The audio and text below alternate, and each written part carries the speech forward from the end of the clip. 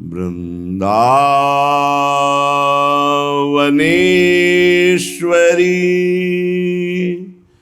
तवैव पदारविंदम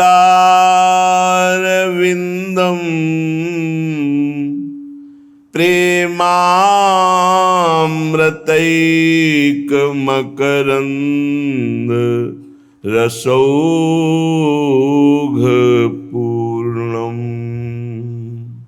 हृद्यर्पितं मधुपते स्मरतापमुग्रं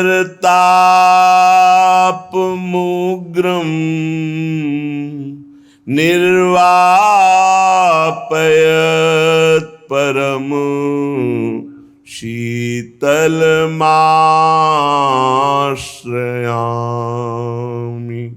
परम शीतल माश्रयामि।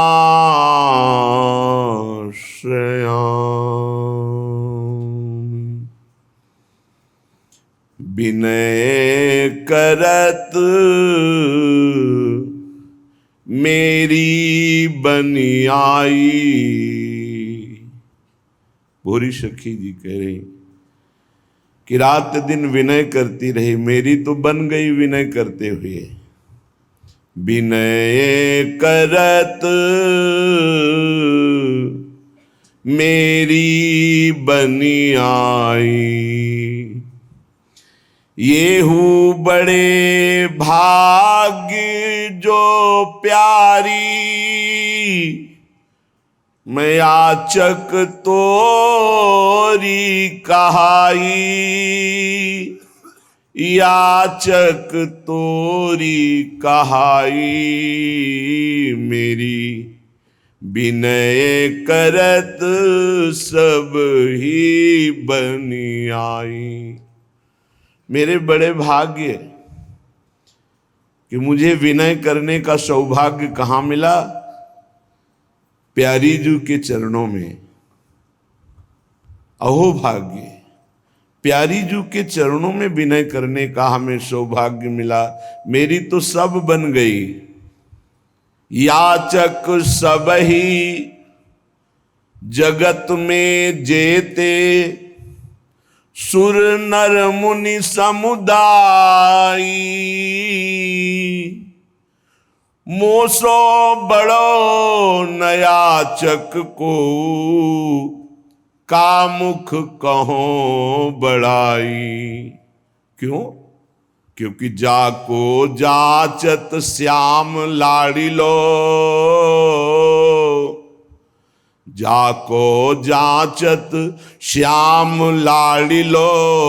तीन लोक को साई, भूरी भाग्य सो भरी लाडली। हो तो ही जाचन आई, मेरी विनय करत सब बनी आई। आह, मेरी विनय कहाँ हुई? बोले स्वामिनी जी के दरबार में, महारानी जी के चरणों में। तो बड़ाई क्या है? बड़े बड़े देवता, सुर, मुनि, ईश्वर कोटि के महापुरुष जिन भगवान श्री कृष्ण के चरणों की वंदना करके उनसे याचना करते हैं, वो प्रभु लाडिले श्याम सुंदर जिनके सामने याचना करते हैं, सीधे हमें उन स्वामिनी से याचना करने का सौभाग्य मिल गया। उन स्वामिनी जू से विनय करने का सौभाग्य मिल गया। जाको जाचत श्याम लाडिलो, तीन लोक को साई। अखिल कोटि ब्रह्मांडों का स्वामी त्रिभुवनपति श्री कृष्ण जिनके सामने हाथ जोड़े खड़ा है, उन श्री स्वामिनी जू से मुझे विनय करने का सौभाग्य मिला, मांगने का सौभाग्य मिला। अब मेरे भूरि भाग, मैं अपने मुख से अपने भाग्य की बड़ाई कर रही हूं कि मैं श्री स्वामिनी जी की भिखारी हूं, अन्य की नहीं। ये तो बात सबे विधि मेरी, अति आछी बनी आई। और द्वार मन जाई न छिन अब, यह वर मांगो माई, दीजय सहज कृपा करी भोरी, तो सुनि श्यामा मुस्काई, सुनी श्यामा मुस्काई, विनय करत मेरी बनी आई। तो आपने श्यामा जी के चरणों में विनय करके क्या मांगा?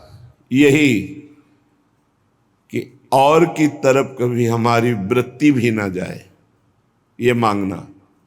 मांगा क्या श्री जी से कि मन वचन कर्म से आपका दासत्व प्राप्त हो और स्वप्न में भी हमारी एक वृत्ति भी आपसे विलग न जाए। तो श्यामा जी मुस्कुरा दिए कि मांगा भी तो अपने लिए नहीं मांगा। ये परम प्रेमियों की मांग है। जैसे प्रहलाद जी से भगवान नरसिंह देव जी ने कहा आज्ञा करी वरदान मांगो, तो उनका यही वरदान दे दो प्रभु कि आपसे भी कोई चाह न रहे। ये कोई वरदान है? ऐसी भोरी सखी कहती है आपसे विलग एक वृत्ति भी जगत में न जाए, निरंतर आपकी स्मृति, आपका अनन्य भाव, आपकी दास्ता, बस यही हम आपसे मांगती है। जीवन बहुत थोड़ा है, कलिकाल की मलिन वृत्तियां बढ़ती चली जा रही हैं। इस जन्म में यदि हमें भगवत प्राप्ति नहीं हुई तो इस घाटे की पूर्ति किसी भी योनि में नहीं होगी। हमारे में साधन बल है नहीं, तो हम कृपा बल के आश्रित होकर कृपा सिंधु लाडली जू के चरणों की शरण में हो जाएं। ब्रज जन वर वर्णिनी विवर्णी कृत मुख मोहन मोहनांग रोचि, सपति रति रमादि मूर्छन श्री नख सुषमा हृदय राधिका ममास्तु। श्रीपाद प्रबोधानंद जी महाराज कह रहे हैं जो अपने अंग कांति से, सौंदर्य शोभा से जितनी ब्रज युवतियां हैं उन सब के मान का मर्दन किए हुए है। ब्रजनो तरुणी कदम्ब मुकुटमणि श्यामाज बनी। जितनी ब्रज युवतियां उनमें मुकुटमणि हमारी श्री श्यामाजू हैं। और श्री मनमोहन, मुनि मनमोहन, सुमन मनमोहन लालजू भी जिन मोहिनी प्रियाजू की मंद मुस्कान में बिके हुए हैं, ऐसे महामोहन अंगकारी जो रतिपति सहित करोड़ करोड़, रतिपति कामदेव, रति सहित कामदेव को करोड़ों को अपनी तिरछी चितवन से मूर्छित कर दे, वो लालजू महाराज हैं। और ऐसे लालजू को जो अपनी मंद मुस्कान में अधीन किए हुए हैं। निर्तन भ्रकुटी बदन अंबुज मृदु सरस हास मधुबूलन, तो अति आसक्त लाल अलिलंपट बस कीन्हे बिन मूलन। हमारी स्वामिनी जी लालजू बिना मोल के बिके हुए हैं। अखिल कोटि ब्रह्मांडाधिपति श्री मोहिनी प्रियाजू के एक इशारे पे हमारी तो बन गई। हम ऐसी श्री राधा किशोरी जी को अपने हृदय से स्वामिनी स्वीकार कर लिए, ये हमारी बन गई। क्योंकि अखिल कोटि ब्रह्मांडों का निर्णय करने वाले प्रभु हमारी प्यारी जू के अधीन है, और हम जैसे भी अपनी प्यारी जू के हमारी बात बन गई। ऐसी श्री राधा किशोरी हमारे हृदय में स्फुरित हो, उनका दासत्व हमारे हृदय में स्फुरित हो। प्यारी जू का ये वृंदावन जिस समय जैसी रुचि होती है वैसी ऋतु प्रकाशित हो जाती है। सर्वत्वद्भुत सद्गुणैर्विलसितम सर्वोज्ज्वलात्युज्ज्वलम सर्वस्मान मधुरादतीव मधुरम सर्वार्थदात्यर्थदम सर्वस्माच्च सुगंध शीतल रात सद्गंधवच्छीतलम सर्वानंदमयाच्च मत्कृतम महानंदाब्धि वृंदावनम। ऐसी महिमा तो हमारी स्वामिनी जी की है, और जहां स्वामिनी जी विराजमान है इस महल की बड़ी अद्भुत महिमा है।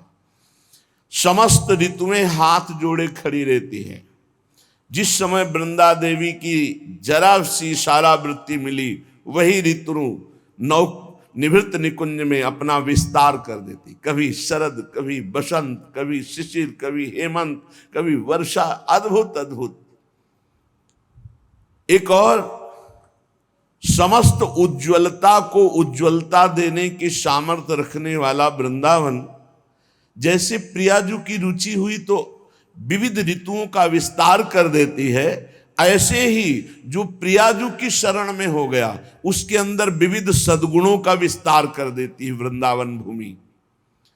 जो प्रियालाल को रिझाने वाले सद्गुण हैं वो वृंदावन प्रदान करता है, वृंदावन की रजरानी प्रदान करती है। उज्ज्वलतम महाप्रेममय, मलिनतम सकामता, उज्ज्वलतम तत्सुख भाव, ये वृंदावन प्रदान कर देता है। जो वृंदावन का आश्रय लेता है, वृंदावन का वास स्वीकार कर लेता है, तो वृंदावन अपनी कृपा से, अपनी तरफ से उसके हृदय में ऐसे सद्गुण प्रकाशित करता है जो प्रियालाल को सुख प्रदान करने वाले हैं। तत्सुख भावना, शीतल मंद सुगंध वायु निरंतर बहती रहती है।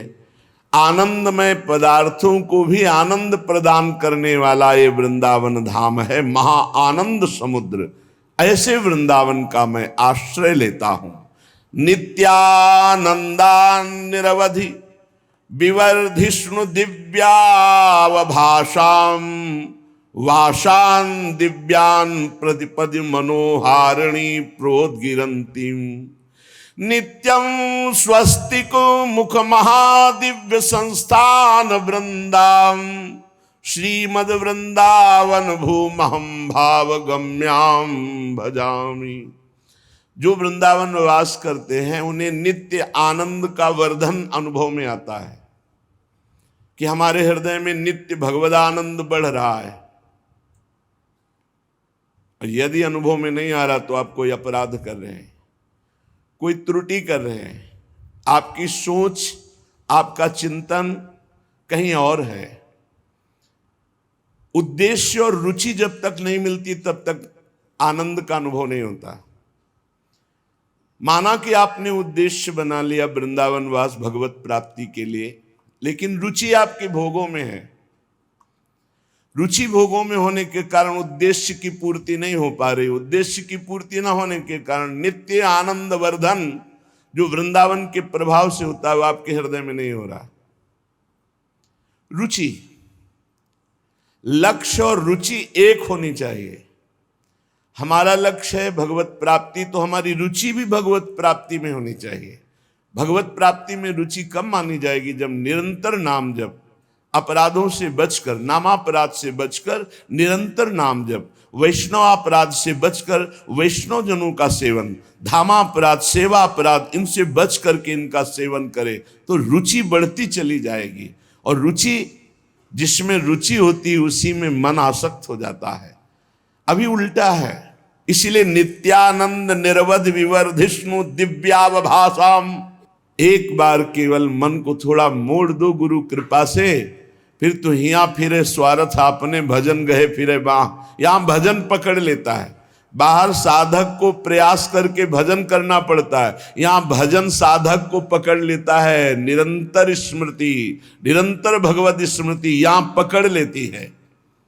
बाहर प्रेम लक्षणा भक्ति वर्ण करने के लिए बड़ी साधना करनी पड़ती है, यहां प्रेम लक्षणा भक्ति स्वयं वर्ण करने के लिए साधक के लिए उत्साहित रहती है। श्रीधाम वृंदावन दिव्य मनोरम अद्भुत प्रभावशाली दिव्य वास प्रदान करने वाला। अभी आप पार्थिव वास कर रहे हैं, प्रगट में पांच भौतिक वृंदावन दिखाई दे रहा है। अगर आप रहने से रहें, भजन करें, रुचि पूर्वक श्री श्यामा श्याम की सेवा करें, अपनी रुचि का परिवर्तन कर लें, भगवत चरणारविंद में हमारी रुचि समर्पित हो जाए, तो अभी अनुभव होने लगे कि दिव्य वृंदावन, चिदानंद वृंदावन, हृदय के नेत्र खुले और दिव्य वृंदावन का अनुभव हो। श्री राधा मुरलीधरौ गुणनिधि श्रीमत्पदाम्भोरुह द्वंदे नैव सुधा सुधाकर महा माधुर्य निस्यन्दिना आश्चर्यातुल सौकुमार परमावत्यंत कौतूहलाद यस्याम संचरता सदा दिवस ताम वृंदावनी यावनी। जो सदा वृंदावन भूमि में वास का नियम ले लिया है, अखंड वृंदावन वास, तो आश्चर्य में जिनकी सुकुमारता, नौ किशोर जो युगल सरकार है, उसके हृदय में अमृत की वर्षा करते हैं। इसका नाम मृत्यु लोक है। यहां सब कुछ अमृत है और प्रभु का सब कुछ अमृत है। नामामृत, रूपामृत, लीलामृत, कथामृत, भगवान की सब अमृत है।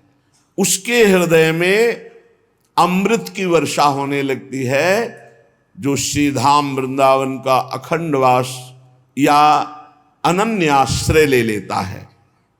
श्री राधा मुरलीधर के प्रति उसकी व्याकुलता बढ़ने लगती है। देखो, व्याकुलता बहुत कीमती वस्तु है। बड़े चैन से खा पी रहे हो, दिन कट रहे हैं, भला तुम्हारे अंदर ये रोना आ रहा है, एक जलन पैदा हो रही है, एक व्याकुलता पैदा हो रही कि दिन के दिन व्यतीत होते चले जा रहे हैं और मैं प्रिया प्रीतम को देख नहीं पा रहा हूं। ये व्याकुलता अत्यंत अनिवार्य है उपासक के अंदर। जैसे मुमुक्षुता ना हो तो चाहे वेदांत कंठस्थ कर लो, चाहे वेदांत दूसरे को सुना लो, पर आपको ब्रह्म बोध नहीं होगा। मुमुक्षुता, जितनी तीव्रतम मुमुक्षुता उतने ही शीघ्र ब्रह्मबोध। ऐसी जितनी व्याकुलता, जैसे भूरी सखी की हर पद में देखो रो रही, हर पद में व्याकुल हो रही। जैसे जो ब्रजेंद्र नंदन श्री लालजू से प्यार करते हैं, उनके हृदय की व्याकुलता। प्राण धन सुंदर श्याम सुजान छटपटात तुम बिन। अभी तुम बिन चैन से रह रहे हैं, ये कोई साधना है? हमें भोजन अच्छा लग रहा है, नींद अच्छी लग रही, बड़े मौज से दिन कट रहे हैं, ये प्रेमी भक्त का लक्षण नहीं। कभी 24 घंटे में एकांत में चिल्ला चिल्ला कर रोने की इच्छा नहीं हुई? हाय, कोई साधन नहीं बन रहा जिससे मैं प्रभु को देख पाऊं और प्रभु मिल नहीं रहे, बड़ी व्याकुलता। छटपटात तुम बिना दिवस निस मेरे दुखिया प्राण।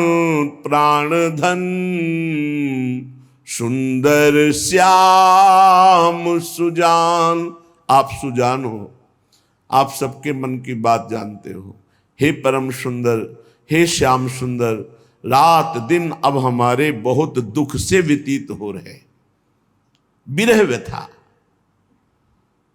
जब से तुम बिछुरे प्यारे कबहु न पायो चैन, दरस बिन दुखन लागे नैन। प्राण व्याकुल है रात दिन। नाप के देखो अपने हृदय में, थर्मामीटर डालो। व्याकुलता कहाँ है? भोगों की, धन की, मान की, जीने की, नाना प्रकार की विलासिता की। श्याम सुंदर प्रियाजू से मिलने के लिए व्याकुलता। छटपटात तुम बिना दिवस निस मेरे दुखिया प्राण। मेरे दुखिया प्राण। अब कहीं चैन नहीं मिल रही। सच्ची मानिए, यदि प्रभु की चाह प्रकट हो जाए मिलन की, कुछ अच्छा नहीं लगता।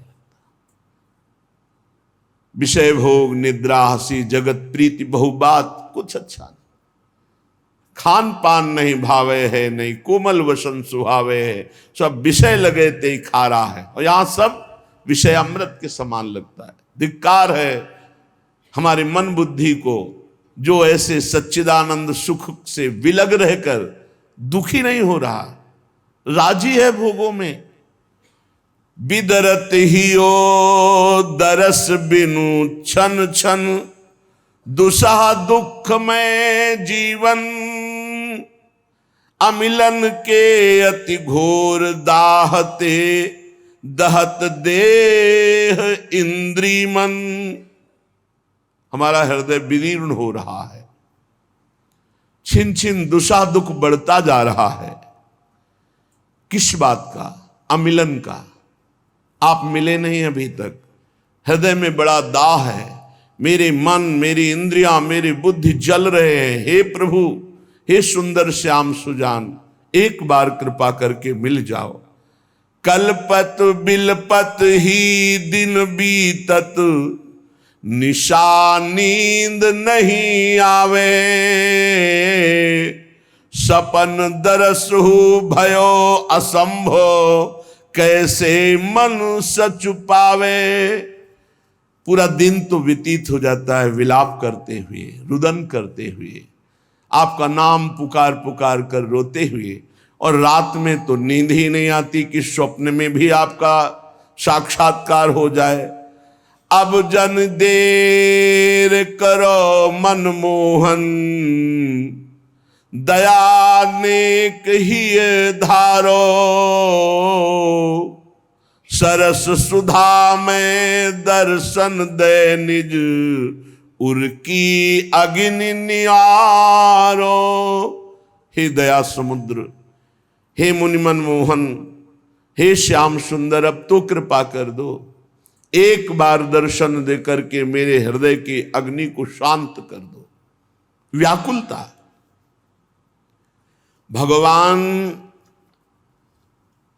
व्याकुलता से मिलते हैं, चाह को, इतनी प्रबल चाह कि जिया न जाए, इसी को व्याकुलता कहते हैं। जब किसी को भगवत प्राप्ति की इच्छा प्रकट होती है, आवश्यकता प्रकट होती है, चाह प्रकट होती है, व्याकुलता प्रकट होती है, तो उसके हृदय में ना मिलने पर दुख होता है, बहुत दुख होता है। जो मैं ऐसा जानती, मीरा जी कह रहे हैं, प्रीति किए दुख होए, तो नगर ढिंढोरा पीटती है जी, प्रीति न करियो कोई। क्यों? प्रेमी हर समय व्याकुल रहता है अपने प्रीतम के लिए, और इसमें जो सुख है वो ब्रह्मा को भी सुख नहीं है। ब्रह्म पद परमेष्ठी पद में भी वो सुख नहीं है जो प्रभु के लिए तड़प तड़प कर रोने में सुख है। ये तो रसिक जन ही जानते हैं, प्रेमी जन ही।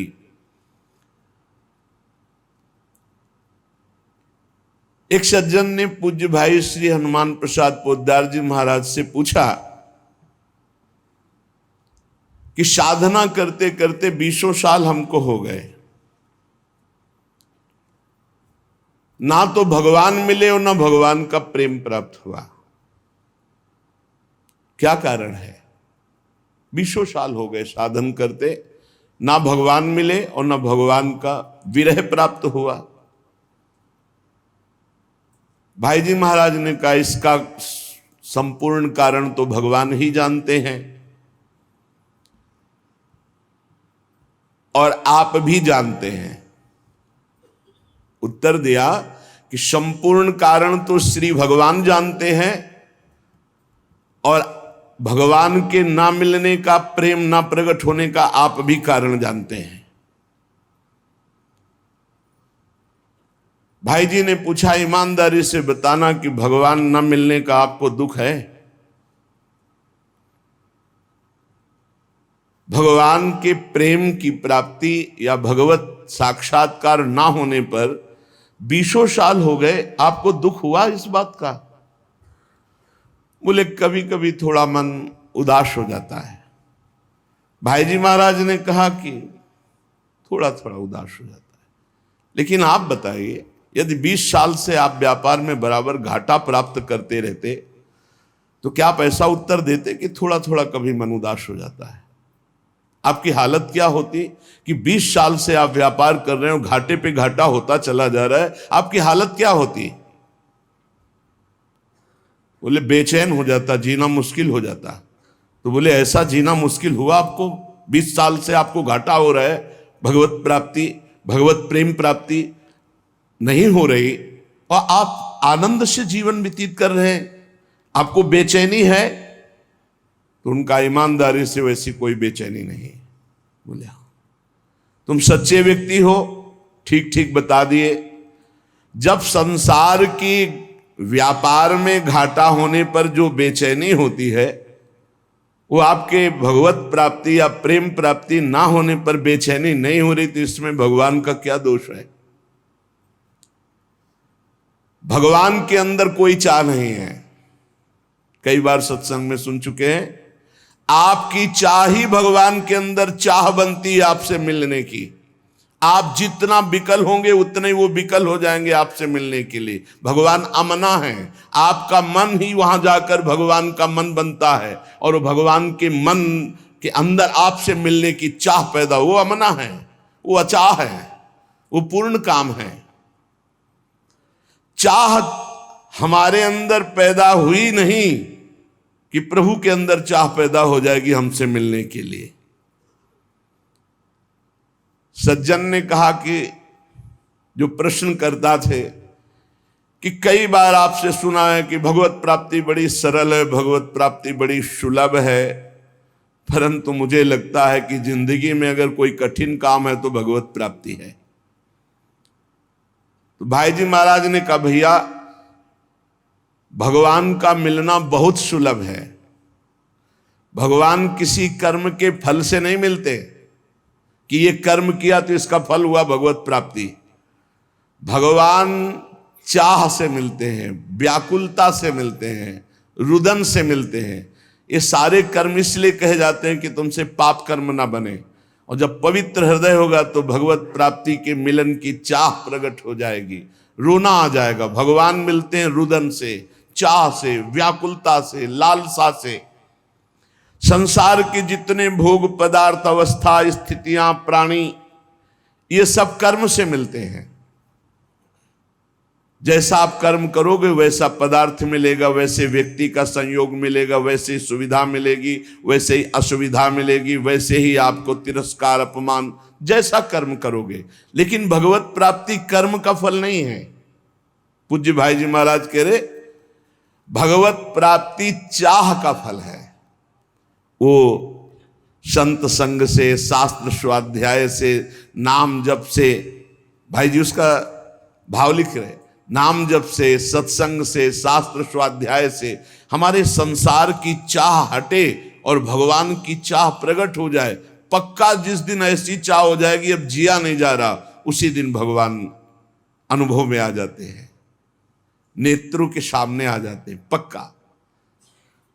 संसार की प्रत्येक स्थिति, अवस्था, पद प्रतिष्ठा, इसमें कर्म है, इसमें कर्म है। आपका कर्म आपको स्थिति प्रदान करेगा, सांसारिक पद प्रतिष्ठा, लाभ, लौकिक, पारलौकिक।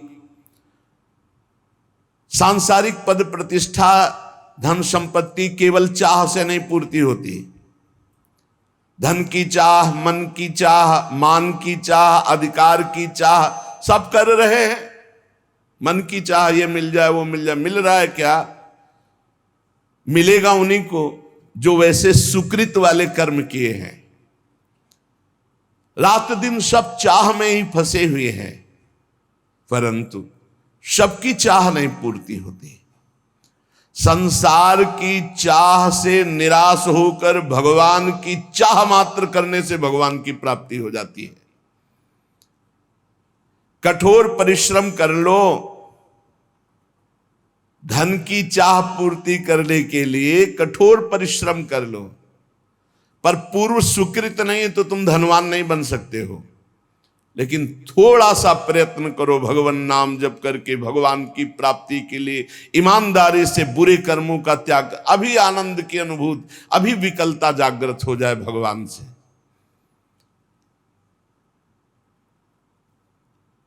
आपने जितनी धन की चाह की, कभी भगवान की ऐसी चाह की? क्या आप ऐसा मानते हैं जितना परिवार से प्यार करते हैं उतना ही किसी एक संबंध वाला भगवान से प्यार करते हैं। भगवान से एक संबंध वाला, जैसे माता से, जैसे पिता से, वैसे गाढ़ प्रेम भी, जैसे धन की चाह, जैसे प्रियजनों का संबंध, इतना भगवान से मानते हैं। तो उनका सत्य तो यह है कि ऐसा नहीं है, तो कैसे मिल जाए भगवान तुम्हें? भगवान के मिलने के लिए, चाहे वो चांडाल हो, चाहे स्त्री हो, चाहे पुरुष हो, विद्वान हो, मूर्ख हो, भगवान ये नहीं देखते कि ये कौन है। बहुत सुंदर बात है। और भगवान ये नहीं देखते कि आज के पीछे इसका इतिहास कैसा रहा है, घोर पापी, निकृष्ट स्वभाव वाला या बड़ा पुण्यात्मा, संयमी, ये भगवान नहीं देखते। ये पापी रहा है या पुण्यात्मा, ये स्त्री है या पुरुष उत्तम है या चांडाल, ये विद्वान है या मूर्ख, ये वंदनीय है या निंदनीय, हमारे भगवान ये एक भी बात नहीं देखते। भगवान देखते हैं अपने से अपनापन। कितना आपका संबंध है भगवान से, आप भगवान को कितना प्यार करते हैं, क्या मानते हैं अपना, कितनी चाह है भगवान के प्रति। अगर चाह नहीं, संबंध नहीं, तो फिर कैसे आपको भगवान मिल जाए? कसौटी है, देवर्षि नारद जी ने कहा, तद विस्मरणेन परम व्याकुलतेति। प्रभु का जो थोड़ा भी विस्मरण हो जाए तो परम व्याकुलता पैदा हो जाए। कैसी व्याकुलता? धिक्कार पैदा हो जाए अपने अंदर, कैसे मैं प्रभु को भूल गया। किसी कारणवश आभास हो गया कि 1 मिनट निकल गया, भी नाम नहीं जला। अब वो बहुत, अब कौन सी ऐसी कीमती वस्तु है, कौन सा ऐसा सुख है जिसके कारण मैंने अपने प्रभु का विस्मरण कर दिया? वो बड़ा धिक्कार पैदा करता। तद विस्मरणेन परम व्याकुल, कसौटी है। आप देखो कितनी देर आप विस्मरण बर्दाश्त कर देते हैं। अव्यर्थ कालत्वम, ये भक्त का लक्षण है। कबहू काल वृथा नहीं जाए, सेवक जी ने लिखा। कितना समय आप बर्बाद करते हैं। जिसने समय की कीमत पहचान ली वही महात्मा बन जाता है। कुछ लोग तो समय काटते हैं व्यर्थ के कार्यों में, मोबाइल में गेम, संसारिक वार्ता, ताश, ये वो। अरे भाई, हमारा समय इतना कीमती, हम उसे ऐसे झूठे कार्यों में नष्ट कर रहे हैं। यदि आप भगवत प्रेम चाहते हैं, भगवान का भजन चाहते हैं, भगवान से मिलना चाहते हैं, तो इसके लिए एक ही बात है, छटपटाहट, व्याकुलता आपके मन में होनी चाहिए। अगर नहीं होती है, आप भगवान को नहीं चाहते हैं, भगवान के लिए रुदन हृदय से नहीं करते हैं, तो सीधी बात है, आपको भगवान नहीं मिलेंगे। क्योंकि भगवान चाह, जिसके हृदय में व्याकुलता, उससे भगवान मिलते हैं। अगर व्याकुलता नहीं, तो इसका साफ साफ अर्थ है आप कहीं सुखी हो रहे हैं, कहीं राजी हो रहे हैं, तो भगवान क्यों आवे? भगवान से मिलन की चाह पैदा करना है साधना। भगवान चाह से मिलते हैं। भगवान के मिलने की एक ही मात्र उपाय वृत्ति है, व्याकुलता, रुदन, लालसा इतनी प्रबल, अब जिया ना जाए। कैसी लालसा? जैसे आपको यमुना जी ले जाया जाए और डुबकी लगवा दी जाए और ऊपर से चढ़ाकर ताकत पूर्वक आपको दबा दिया जाए, फिर जो आधा पौन मिनट के बाद आपकी सांस लेने की जो व्याकुलता है कि अगर आप सांस न मिली तो प्राण निकल गए, वही व्याकुलता चाहिए हरि दर्शन के लिए। अगर अब हरि नहीं मिले तो अब जिया नहीं जाएगा। तो उसी तासा महावीर, उसी समय भगवान का साक्षात्कार हो जाता है। भगवान को प्राप्त करने की अनन्य उत्कट चाह जिसके मन में पैदा हो जाए, उसके लिए किसी विधि विधान की आवश्यकता नहीं है। जैसे शास्त्रों में वर्णन आया है, संतों ने कहा इतना लाख जप करो तो भगवान का दर्शन हो जाएगा। ये शास्त्रीय बातें ठीक है भाई जी महाराज के, लेकिन इतने लाख संख्या में भगवान को खरीद लोगे, ऐसी बात नहीं है। भगवान संख्या से नहीं मिलने वाले, भगवान संख्या से नहीं खरीदे जा सकते, तपस्या से नहीं खरीदे जा सकते, व्रत से नहीं खरीदे जा सकते, संयम नियम से नहीं खरीदे जा सकते। भगवान किसी क्रिया के फल रूप नहीं है। भगवान को कोई बांध नहीं सकता इन नियम, संयम, व्रत, उपवास, तपस्या। आज तक अगर कहीं कोई बांधा है तो प्रेमाधीन, भगवान प्रेम के अधीन बंधे हैं। भगवान मोल में खरीदे नहीं जा सकते। जब भजन करते करते हमारे अंदर चाह पैदा होती, रुदन पैदा होता है, उसी रुदन, उसी चाह, उसी व्याकुलता से भगवान व्याकुल हो जाते हैं और व्याकुल होकर उसे दर्शन देते हैं। प्रेम की चाह, भगवान के मिलन की चाह जब तीव्रतर से तीव्रतम अनन्य हो जाएगी, जहां दूसरी चाह नहीं, जहां दूसरी किसी व्यक्ति से प्रियता नहीं, सारा संसार उसके लिए शून्य में दिखाई दे रहा है, एकमात्र भगवान। बस भगवान की प्राप्ति की यही शुभ वेला है। देश काल पात्र के भेदभाव की कोई आवश्यकता नहीं। पात्र कौन है, देश कौन है, समय क्या है, इसका विचार भगवान नहीं करते। भगवान सार्वदेशिक, सार्वकालिक, सबके हैं। कब, कहां, कैसे, किसको मिल जाए, ये कोई निश्चय नहीं है। भगवान की चाह अत्यंत आवश्यक है। साधक की साधना केवल चाह पैदा करने के लिए है। जितने भी जप है, स्वाध्याय है, सेवा है, तपस्या है, काम क्रोध आदि लोभ आदि पर विजय प्राप्त करना तप है, इन सब का फल है अपने इष्ट देव के लिए एकांत में रुदन प्रारंभ हो जाना।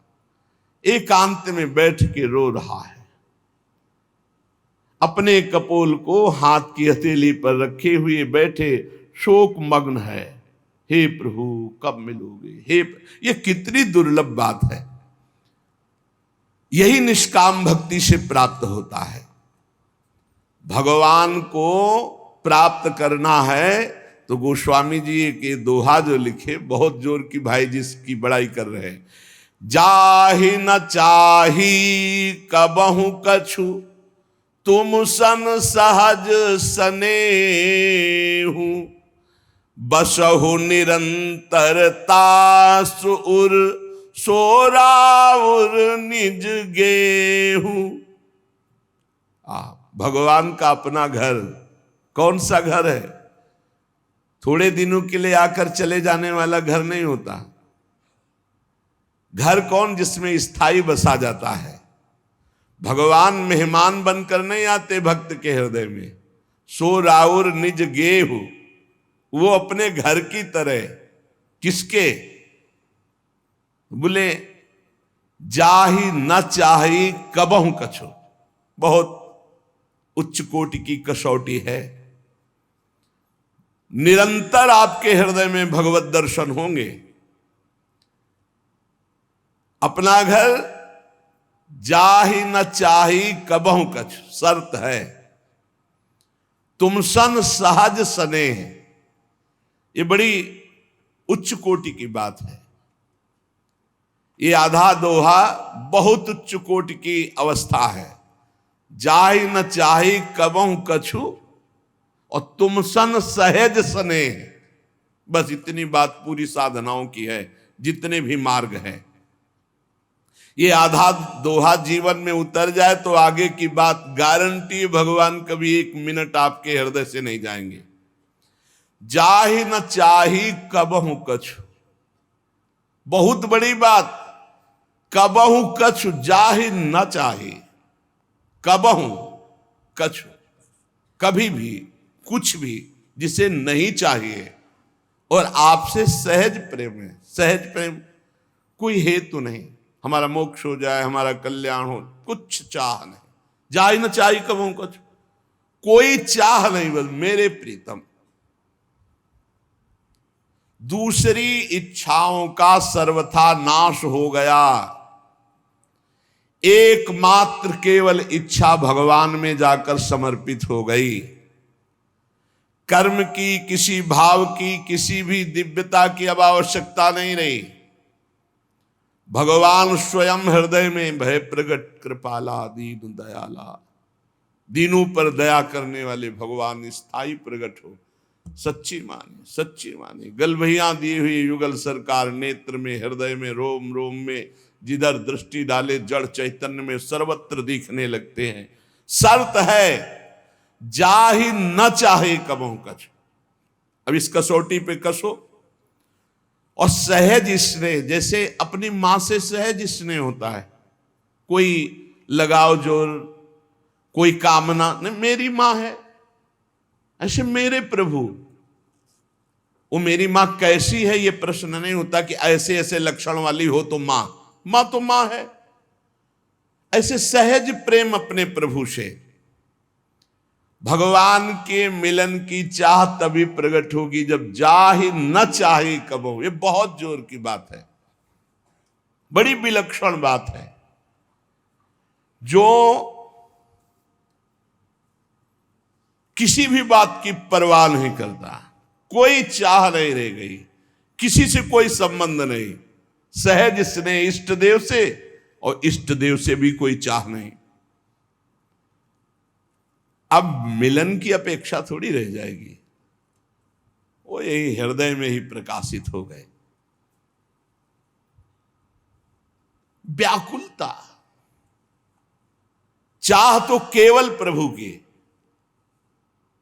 अन्य सब चाह खत्म। हम यही परेशान हैं, पूरा जीवन हुआ जा रहा है अपने सबका कि चाह बटोर कर केवल प्रभु की चाह नहीं रह गई। बहुत सी चाहें हैं, ये चाह जब तक है तब तक साधना ही अधूरी है, छेद है।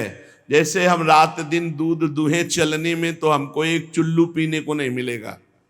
चलनी में गैया दुहे और दोष दयु को दे, हरिगुरु कहो न माने अपनो ही फल ले।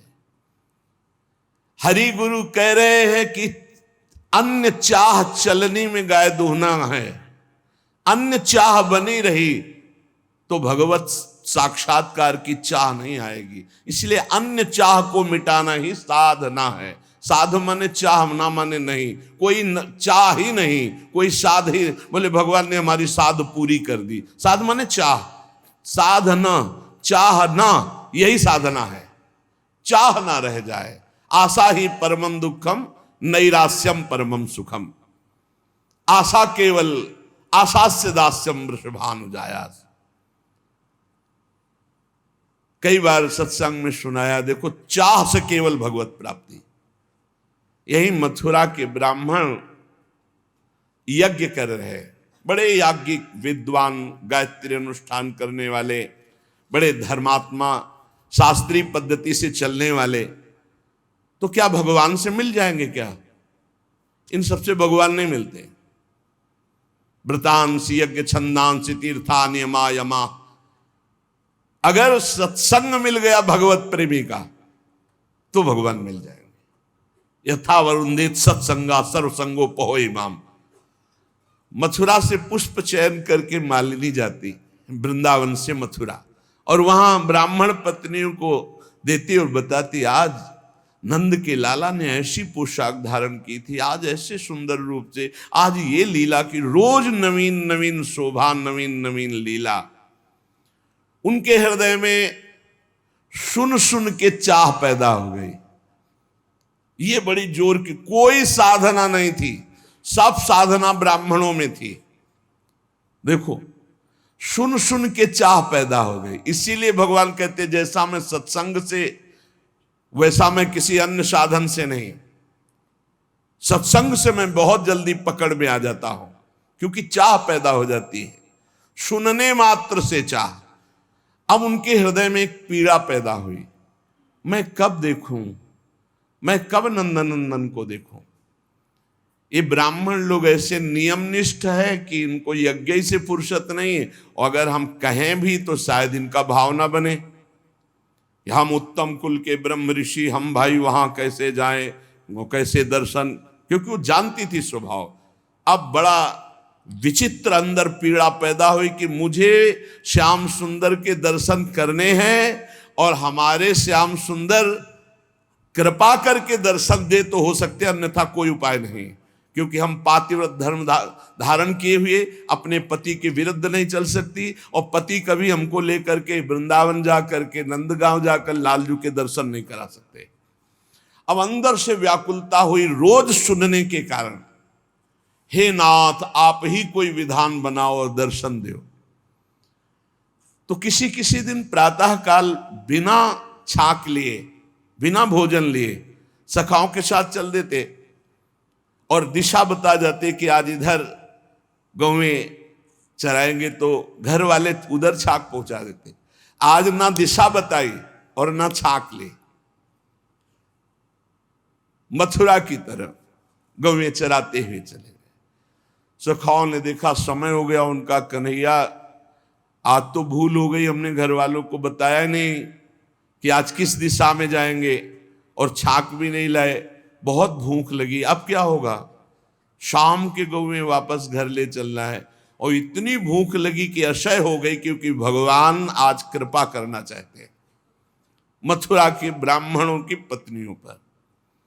भगवान ने कहा सुनो, हमने सुना है पास में ही ब्राह्मण ब्रह्म ऋषि जन यज्ञ कर रहे हैं मथुरा के, यज्ञ भोक्ता भगवान श्री हरि को प्रसन्न करने के लिए, जाओ तुम मांगो जा करके उनसे।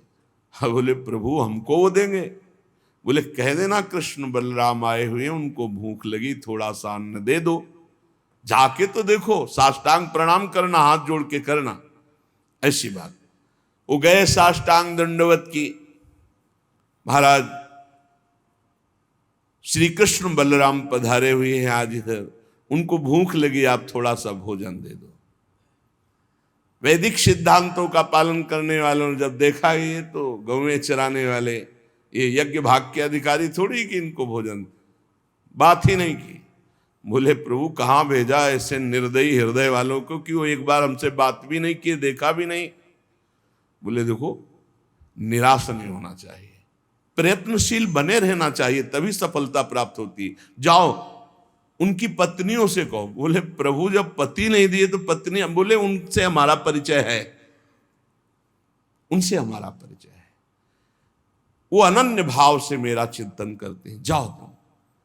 वो यज्ञशाला से पीछे से जाकर जहां उनकी पत्नियां साष्टांग दंडवत किया और कहा भगवान श्री कृष्ण बलराम पधारे हैं और उनको भूख लगी। अरे अब तो अंदर की दबी हुई आग, कैसे श्री कृष्ण दर्शन मिले, अब तो प्रबल चाह, किसी की कोई परवाह नहीं। सहस्त्रों ब्राह्मण पत्नियां सुंदर सुंदर भोग थाल में सजाकर चल पड़ी, जिनको रोका उनके प्राण निकल गए और दिव्य देह से वहां पहुंच गए। भगवान ने स्वागतम वो महाभागा आश्चताम करवाम किम यन्नो दिदृक्षया प्राप्ता उपपन्नो मिदम हिवा। भगवान ने कहा ओ स्वागत है तुम्हारा, भगवान स्वागत कर रहे। स्वागतम वो महाभागा, ये दोनों के लिए प्रयोग किया है, ब्राह्मण पत्नियों के लिए भी और गोपियों के लिए भी। महाभाग्यवती देवियों तुम्हारा स्वागत है, आओ आओ, तुम लोग हमारे दर्शन की इच्छा से आए हो, तुम्हारे जैसे प्रेम पूर्ण हृदय वालों के योग्य ही है। भगवान सब सखाओं के साथ बैठ गए, महायज्ञ उनकी पत्नियां कर रही, साक्षात यज्ञ भोक्ता भगवान को पवा रही हैं। भगवान पाए, आश्वासन दिया, जाओ आज के बाद कभी तुम्हारे ऊपर कोई दोष दृष्टि से नहीं देखेंगे तुम्हारे पति आदि, क्योंकि हमने स्वीकार कर लिया, आप सब तुम्हारी आराधना करेंगे, सब तुम्हारी वंदना करेंगे। उनको लगा था वापस जाएंगी तो शायद दोष दृष्टि करे ब्राह्मण जन। अब किसी भी भाव से सही भगवान ने उनका प्रसाद तो पाया ना, भले भाव नहीं था ब्राह्मणों के, लेकिन पत्नियां तो उन्हीं की थी। उनके हृदय का ज्ञान अंधकार मिटा। धिक जन्म नस्त्रिविध विद्याम धिक व्रतम धिक बहुज्ञताम धिक कुलम धिक क्रियादाक्षम विमुखाये त्वधोक्षजे। धिक्कार है हमारी विद्या को, हमारे व्रत को, हमारी बहुज्ञता को, हमारे कुल को, हमारी इस यज्ञ क्रिया को जो मैंने स्वयं अधोक्षज भगवान से विमुक्ता की। ब्राह्मणों को अब ऐसा ज्ञान हो रहा है क्योंकि अब भगवत प्राप्त पत्नियों का दर्शन कर रहे हैं। कैसे दर्शन हुआ ब्राह्मण पत्नियों को? चाह मात्र से, कोई अन्य साधन नहीं, सुन सुन के चाह प्रकट हो गई। भगवान को पाने की इच्छा, इस प्रकार की इच्छा की उसमें कोई समझौता नहीं है। अब मिलना ही चाहिए प्रभु। प्राप्ति में विलंब असह्य, हमारी ऐसी स्थिति नहीं है। हम राजी हैं, खान पान विश्राम सुख सुविधा प्रणाम नमस्कार, इसीलिए वो बात नहीं बन रही। जैसे किसी का इकलौता पुत्र हो और वो भी बीमार होकर मरणासन हो, अब उसकी व्याकुलता, पूरे कुल का आंख का तारा वो भी मरने जा रहा है, कैसा व्याकुल, उसको कितनी व्याकुलता होगी। पर यहां हमारे जीवन की शाम होती जा रही है, हम आए भगवत प्राप्ति के लिए, भगवत प्राप्ति हो नहीं रही। भगवत प्राप्ति से हम उदास हैं, भोगों में हम हर्षित हो रहे, कहां में सुख है। एक ही ट्रेन जाती है और हमें वहां जाना है और हम पहुंचे, देखा वो ट्रेन जा रही सामने, कैसी व्याकुलता। अब हम दौड़ के चढ़ नहीं सकते, ट्रेन छूट गई, एक ही ट्रेन है वहां जाने के लिए, ऐसी व्याकुलता। एक ही शरीर है जो भगवत प्राप्ति करा सकता मानव दे, और वो भी शाम होने जा रही, कब मृत्यु हो जाए कोई पता नहीं, और हम चैन से हैं। इसलिए भगवान से मिलन की चाह, जितने साधन है वे चाह पैदा करने के लिए है। ये चाह धीरे धीरे पैदा होती है। खूब नाम जप, सत्संग, भगवान के धाम आदि का वास, तीर्थ स्थानों में नाम जप करते हुए पवित्रता से भ्रमण, किसी की निंदा नहीं, किसी को दुख पहुंचाना नहीं। धीरे धीरे चाह पैदा होने लगती भगवान से, और फिर वो बढ़ने लगती है। बहुत लोग कहते हैं कि भजन से जब चाह होती है तो भजन ही में हमारा मन नहीं होता। अरे भजन करने से होता है कि भजन होता है? भजन होता तो सिद्धों का है, भजन करना पड़ता है। कहते करना चाहते परंतु होता नहीं। मेरी बात समझ में नहीं आती कि तुम्हें भजन करने की भूख हो, तुमसे भजन नहीं होता। जब पानी की प्यास लगेगी तो प्यासा ही प्यास चिल्लाओगे और कुछ नहीं सुनाई देगा। रबड़ी खवाई जाए तो भी नहीं, आप कहोगे पानी पिलाओ। यदि भजन की प्यास जग गई तो तुमसे भजन कैसे नहीं होता? अवश्य भजन की प्यास नहीं जगी, बातें केवल बनाते हो। सच्ची मानिए, जिनको अब कुछ प्राप्त करना नहीं है उनको भी तो देखो, भजन का पूर्वाभ्यास उनको चैन नहीं लेने देता। ये तो जाएगा आज नहीं तो कल जाएगा, इसको क्या करना है? इसको सजा संभाल करके भगवान के चरणों में अर्पित करो जितने मिनट। अरे इतना कीमती समय जिसे तुम्हें ज्ञान नहीं है, बहुत यहां से जाना है प्यारे, कुछ साथ लेके नहीं जाना। खूब कमा लो, जितना नाम धन कमा लोगे मौज करोगे, लोक परलोक ई परलोक सकल सुख पावत, ई परलोक सकल सुख पावत। धिक्कार है अपने को यदि सत्संग मिला, मानव देह मिली, भजन की महिमा सुनने को मिली, और फिर हम कहते भजन में मन नहीं लगता। मन लगने ना लगने से क्या, रात दिन भजन करो अभी मन लग जाएगा। जरा सी वृत्ति भजन से ऐसा लगा सूरदास जी को कि हट गई क्या, तो धिक्कार देने लगे। मौसम कौन कुटिल खल कामी, जिन मुको तन दियो ताको न भजन कियो ऐसो नोन हरामी। कौन सी ऐसी वस्तु प्रिय लगी, कौन सी ऐसी घटना प्रिय लगी जिससे भगवान का विस्मरण हो गया? ताहि बिसरायो ऐसो नमक हरामी। भजन जब जीवन बन जाए, भजन थोड़ा भी छूटे तो बर्दाश्त न हो। कैसे बर्दाश्त हो जाता है भजन? ये कोई बात करने लगता है, दृष्टि बदल गई, अत्यंत सावधान। बीच बीच में उसको उत्तर दे रहे हैं, उसके चेहरे से वृत्ति हटा ली या उसके चेहरे पे एकाग्र कर लिया, राधा नाम लिख रहे हैं, एक सेकंड के लिए भी प्रभु से बिलग रहना मानो मृत्यु, जैसे मृत्यु से भय, ऐसे विस्मरण से भय। अभ्यास तो कीजिए, अरे दिव्यता ही दिव्यता आप में, आप भगवान के अंश हैं। पहले भजन किया जाता है, फिर भजन होता है। नित्य कर्म का जो नियम दिया जाता है वो भजन में प्रवेश पाने के लिए। ये जो समय देखते रहते हैं कि अच्छा 2 घंटा भजन, अभी तो बस 2 घंटा हुआ है, बस खत्म, अब टीवी देखो, खूब करो, 2 घंटा अपने नियम हो गए, चलो बाहर चलते हैं, अखबार देखते हैं, गप्प लड़ाते हैं। हम इन ऐसे लोगों की बातें नहीं कर रहे, भाई जी महाराज कह रहे हैं, हम उनकी बातें कर रहे हैं जो भगवान की प्राप्ति करना चाहते। जबरदस्ती हर समय, लाख लोग, इसका कोई संख्या का मतलब नहीं, हर सब। यही बात गुरुदेव ने बचपन में डाल दी, बलिहारी गुरुदेव की, जो और कोई सूत्र ही दिमाग में पूरे जीवन में जहां कहीं भी हुआ तो सब बातें सुननी, पर गुरुदेव की बात याद रखते थे कि कोई भी श्वास खाली ना जाए, हर समय भजन करना। बच्चा जब छोटे थे जगा के 2 बजे रात्रि, उन्हीं का जगाने का नियम, उन्हीं के जगाने की अभ्यास वृत्ति। 2 बजे रात उठ रे, तखत के नीचे ऐसे चटाई में सोते और ऐसे कुटिया में वहां बैठते, उठ रे, देख 2 बज गए, किसान लोग बैल लेकर के हल जोतने जा रहे, तुम बाबा जी बनने निकले हो, अभी पढ़े हो, बैठ, पहले भजन करवाते, फिर चलो स्नान आदि। बहुत अहोभाग्य जो ऐसे भजनानंदी गुरुदेव मिले, भजन प्रधान जीवन। किसी ने कहा लाख नाम जप करो तुम्हारा काम हो जाएगा, तो ये तुम्हें लगाने के लिए कहा जा रहा है। जरूरी नहीं कि तुम लाख नाम जप किए बस बंद कर दिए, हर श्वास हर क्षण, तभी आप भगवत प्राप्ति। बात समझना, 1 लाख नाम जप कर लिया और समय बर्बाद किया, शेष तुम्हारी दुर्गति तो नहीं होगी, लेकिन जो प्रेम, जो भगवत साक्षात्कार, जो दिव्यता, वो नहीं आएगी आप में। नाम का ऐसा अभ्यास कि नाम रुके ना।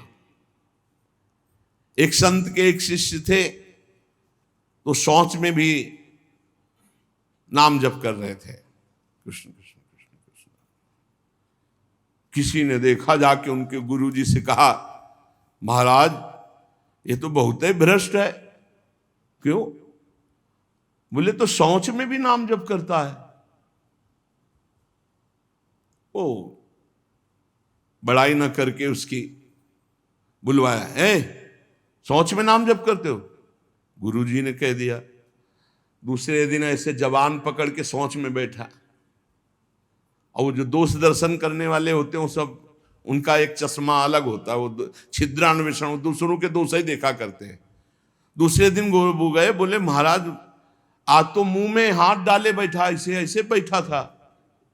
तो बुलाया और कहा, भाई वैष्णव होकर तुम अवैष्णव काम करते हो, शौच के समय ऐसा नहीं, मुख में हाथ क्यों डाले थे? तो रोने लगे, बोले गुरुजी आपकी आज्ञा भी नहीं टाल सकते, और मुझसे नाम के बिना रहा नहीं जाता, इसलिए मैंने जवान पकड़ा कि जवान से नाम ना निकले, पर उस समय भी हृदय से चल रहा था, हृदय से लगा लिया और कहा, बेटा तुम्हारा जीवन धन्य हो गया। गुरु के मना करने पर भी नाम जब ना, उनकी आज्ञा का पालन हो, तो इसलिए जवान पकड़ लिया, पर खुल के कह दिया कि गुरुजी शौच में भी हृदय से नाम चल रहा, हम नहीं छोड़ पाएंगे। तो बोले यही जीवन का सार, और हृदय से लगा लिया। और छिद्रान्वेषण वाले को कहा, आज के बाद हमारे सामने मत आना, हमसे रहा ना जाए, हमको कसम दिला दी जाए तो भी ना रहा जाए। एक संत के पास एक गए, बोले 18 साल से आपने कहा था राम राम जप को, तो हमने जप किया, लेकिन हमको कोई दिव्यता तो समझ में आई नहीं। तो उनका, अच्छा हमें गुरु मानते हो? बोले हाँ गुरु मानते हैं, आपको पक्का मानते हैं। बोले तुम्हें हमारी कसम है, बस कल तक ये नाम ना जपना, फिर कल आओगे तो हम ऐसा मंत्र देंगे कि बहुत जल्दी तुम्हारे को सिद्धि प्राप्त हो जाएगी। वो ठीक है, प्रणाम करके चले, वो अभ्यास। अब गुरुजी ने कसम खवाई तो सीढ़ी नहीं उतर पाए, रो के आए, बोले गुरुजी ऐसा तो नहीं हो सकता, अब नाम तो नहीं छूट सकता गुरुजी, आपने कसम खवा दी, इतनी देर में कितने नाम चल गए गुरुजी, अब ऐसा नहीं। बोले बस यही मिला 18 साल से, जो नाम में तुम्हें प्रियता हो गई, अब क्या दुर्लभ रह गया। आगे जब इसका फल प्रकाशित होगा तो सच्चिदानंद भगवान का मिलन, तो हमारा स्वभाव बन जाए कि रहा ना जाए बिना भजन के, हमारा जीवन भजन बन जाए। मत प्राणाह उसे ही कहते हैं, हर श्वास में भगवान का स्मरण। गोपीजनों के लिए भगवान ने कहा मन मनस का ता मन मनस का मत प्राणा मदर्थ त्यक्त दहिका। मन मनस का, उनका मन मैं हूं, उनका प्राण मैं हूं। गोपियों के हृदय में श्री कृष्ण प्राण है, गोपियों के मन श्री कृष्ण है। मेरे लिए समस्त देह सुखों का त्याग कर दिया। देखो भगवत प्राप्ति ऐसे नहीं होती। मेरे मन से जीवित हैं गोपियां। भगवान ने कहा मेरे प्राण ही गोपी के प्राण है। भगवान के प्राणों से अनुप्राणित, भगवान के जीवन से जीवित। ये क्यों? भगवद स्मरण। हर श्वास तो भगवान को प्राण समर्पित, हर वृत्ति तो चित्त और मन समर्पित, पूरा निश्चय भगवान मेरे तो बुद्धि समर्पित और अहम भगवान के दासत्व में समर्पित। जब श्री भरत जी महाराज चित्रकूट जा रहे हैं तो भरद्वाज जी के आश्रम में तो उनको रात्रि में बड़ा संकोच हो रहा है भरद्वाज जी से एकांत में मिलने की, क्योंकि भरत जी को एक अंदर चुभन थी कि मेरे को ही लक्ष्य बनाकर कैकेयी मैया ने राम जी को 14 वर्ष का वनवास, तो बड़ा कि मैं ही ऐसा कलंकी हूं जिसके कारण मेरे प्रभु को इतना कष्ट, तो बड़ा सकुच कर रहे थे। और वहां चर्चा हो रही थी। भरत जी पधारे हैं तो कहा भरत सरिस को राम सनेही, जगु जपु राम राम जपु जेही। अरे भरत जैसा राम प्रेमी कौन हो सकता? सारा संसार राम राम जपता है, पर राम जी क्या जपते हैं? श्री भरत श्री भरत श्री भरत। भरत सरिस को राम सनेही, जग जपु राम राम जपु जेही। भरत जी के समान कौन प्रिय? क्यों? भरत जी जैसे राम जी को निरंतर जपते, ऐसे राम जी श्री भरत ऐसा जपते हैं। प्रेमी का हृदय हर समय अपने प्रीतम के चिंतन में तन्मय रहता है। विलक्षणता उसी में आती जो निरंतर भजन परायण रहता है। भगवान का स्वभाव, भगवान की महिमा, भगवान का प्रभाव उस भक्त के हृदय में उतरने लगता है जो निरंतर भगवत चिंतन परायण रहता है। यहां सावधानी रखनी है। भजन परायण होने पर भी हमारे अंदर चाह नहीं पैदा हो रही तो कोई न कोई हम में त्रुटि हो रही है। जिसको अपने साध्य का पता है, मेरा साध्य क्या है, श्यामा श्याम, तो फिर राजी कैसे हो रहे हो और से? जब तुम्हारा साध्य श्यामा श्याम है तो तुम राजी कैसे हो रहे हो और बात से, धन से, संपत्ति से, प्रणाम से, नमस्कार से? जब तुम जानते हो ये मिथ्या है, तुम्हारा साध्य परमात्मा है, तो तुम परमात्मा के सिवा अन्य किसी से कैसे राजी हो गए? साधना के विघ्न जिनसे हमें बचना है, ये विघ्न है। अपने आराध्य देव साध्य के बराबर किसी को नहीं रखना, ये बात समझो। किसी वस्तु, व्यक्ति, स्थान, घटना, परिस्थिति, कैसे तुम राजी हो गए कि प्रभु का विस्मरण? जैसे हम किसी व्यक्ति से मिलने में प्रभु को भूल गए तो वो व्यक्ति प्रभु से बढ़कर हो गया।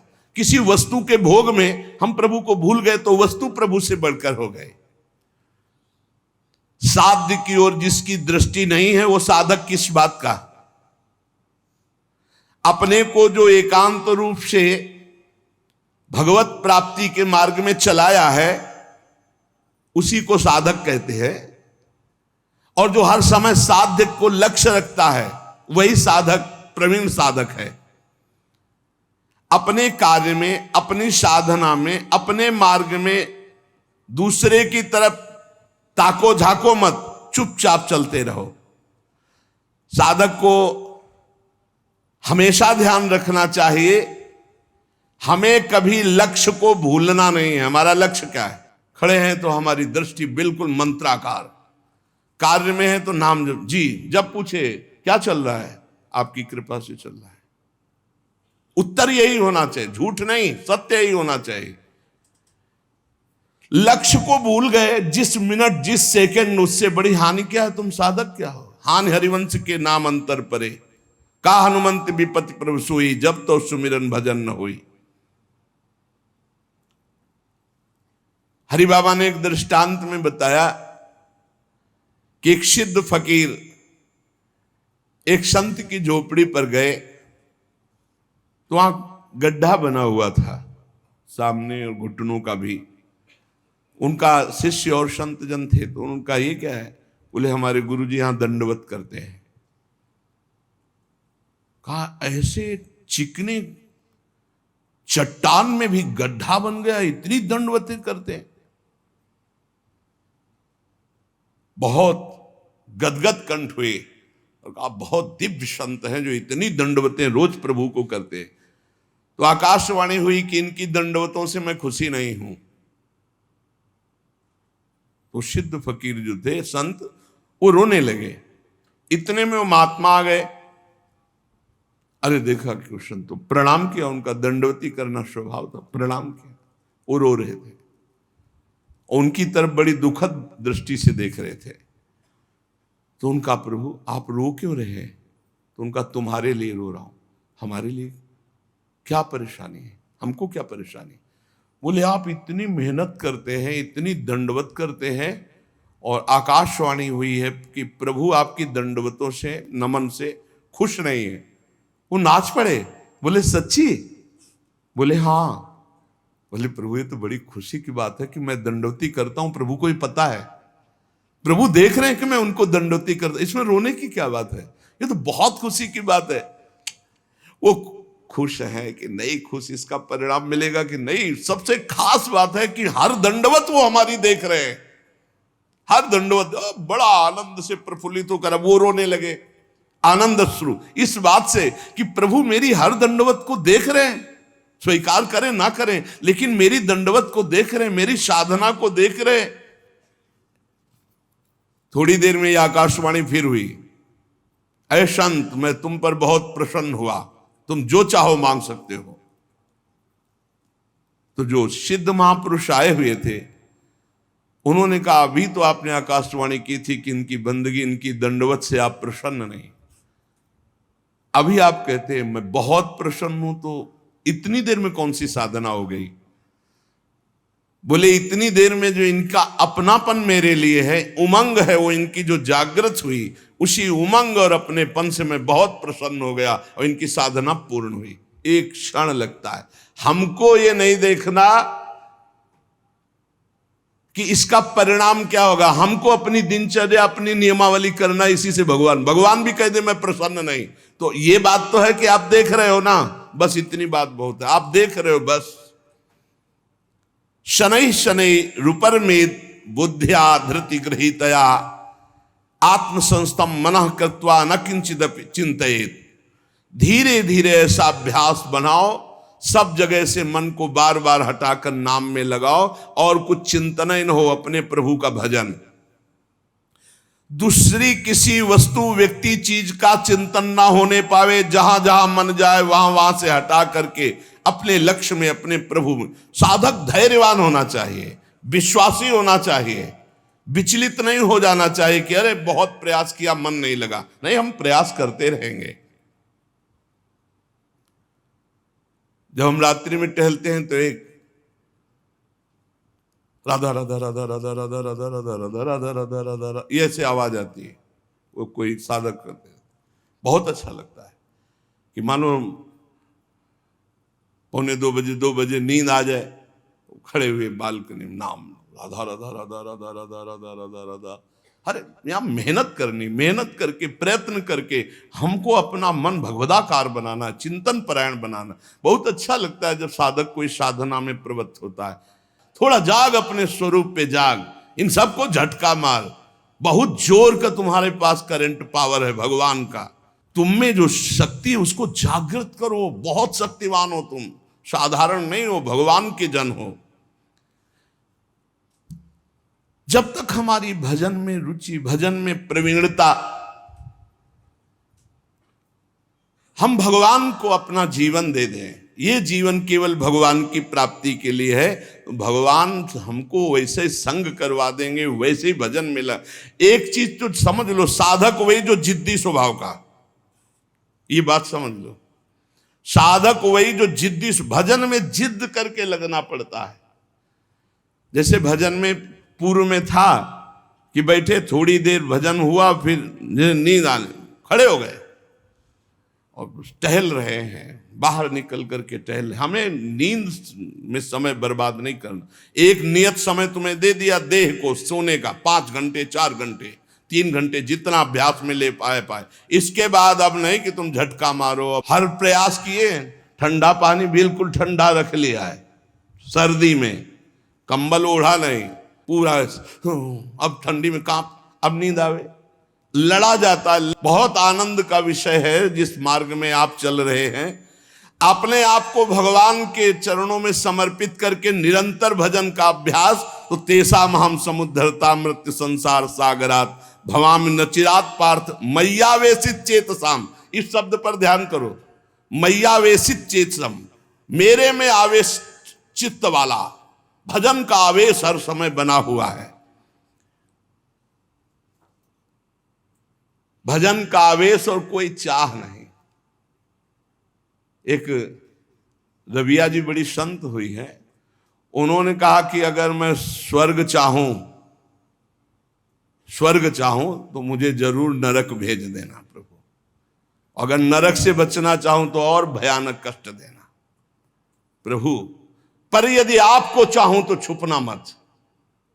अगर आपसे और कुछ चाहूं, सुख चाहूं तो दुख दे देना, स्वर्ग चाहूं तो नरक दे देना, अगर हमारी नरक ना जाने की इच्छा हो तो और भयानक कष्ट दे देना, लेकिन यदि मैं भजन चाहूं और आपको चाहूं तो इसमें धोखा मत कर देना।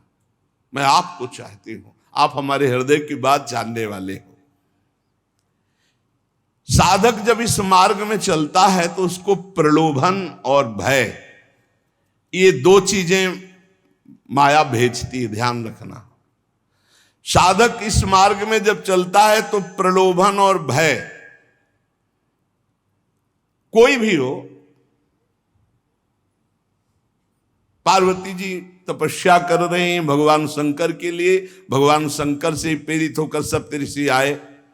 अब महादेवी ध्यानस्थ थी, जब ध्यान खुला तब प्रणाम किया और कहा, देवी आप तपस्या में संलग्न है, बहुत कठोर तप कर रहे, बहुत कठोर तप, सूखे पत्ता एक ऐसे बिल्व पत्र पा लिया, बस अपर्णा नाम पड़ा माता जी का, बहुत कठोर तप, किसके लिए कर रहे? तो उनका भगवान शंकर को पति बनाने के। हंस पड़े सब। हंस पड़ना होता है मानो उपहास करना किसी बात, भगवान शंकर को पति।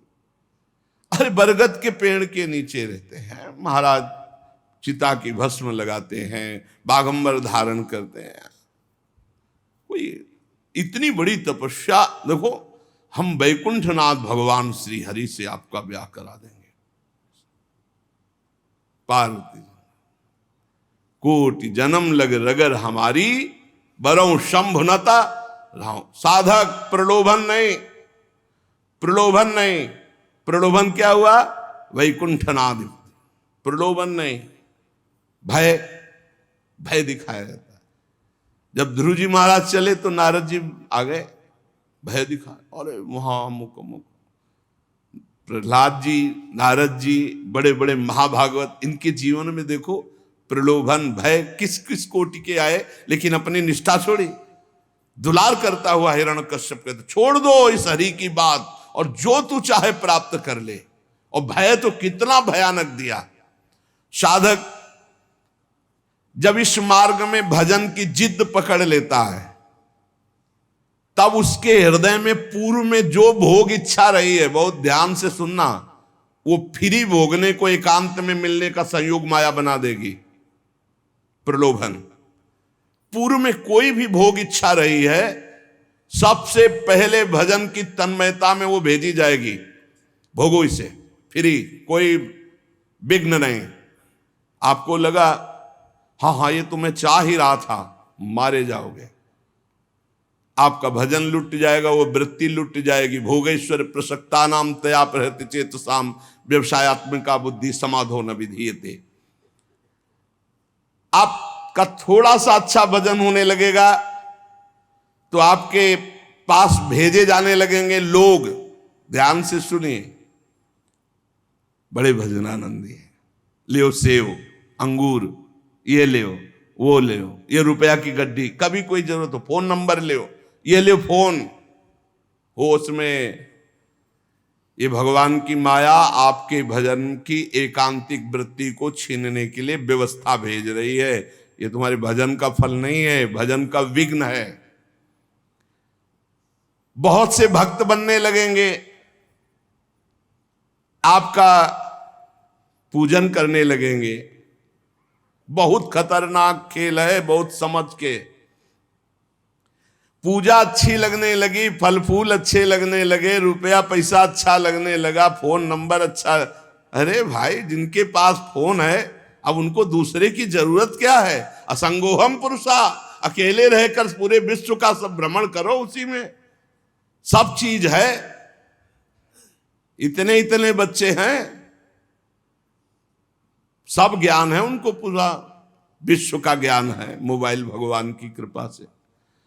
अगणित रूपों में आपके पास भजन का विघ्न भेजा जाने लगेगा जब आपका भजन सही होने लगेगा।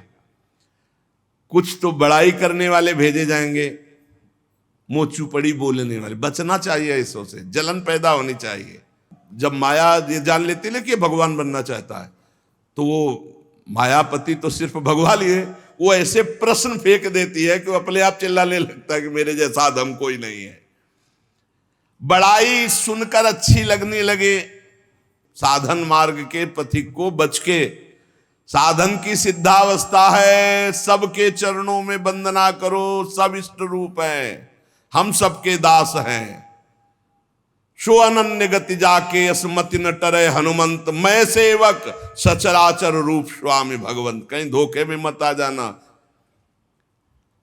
मान देने वाले, पूजा करने वाले, फूल चढ़ाने वाले, प्रलोभन देने वाले, ये तुम्हें भ्रष्ट करने आए हैं, तुम्हें ऊंचे उठाने नहीं आए।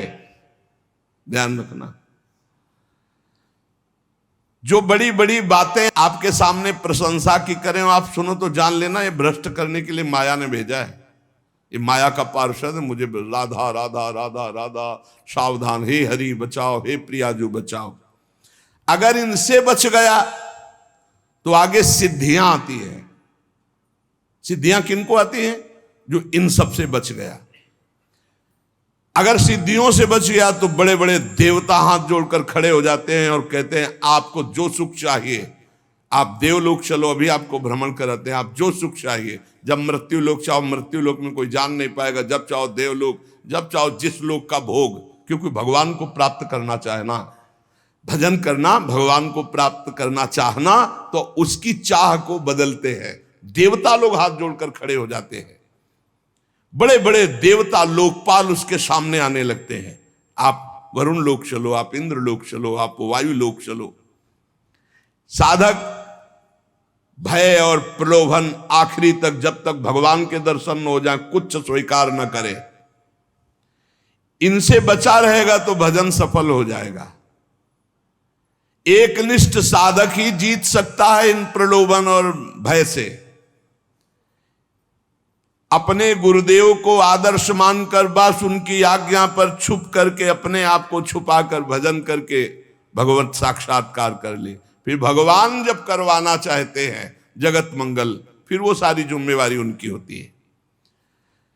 हमारा मार्ग कैसा है ये हमें केवल गुरुदेव से देखना है और किसी व्यक्ति से सलाह नहीं लेनी है। फिर हमें कोई बुरा कहता रहे तो हमें कोई परेशानी नहीं, क्योंकि हम गुरुदेव से मिलकर चल रहे हैं। बस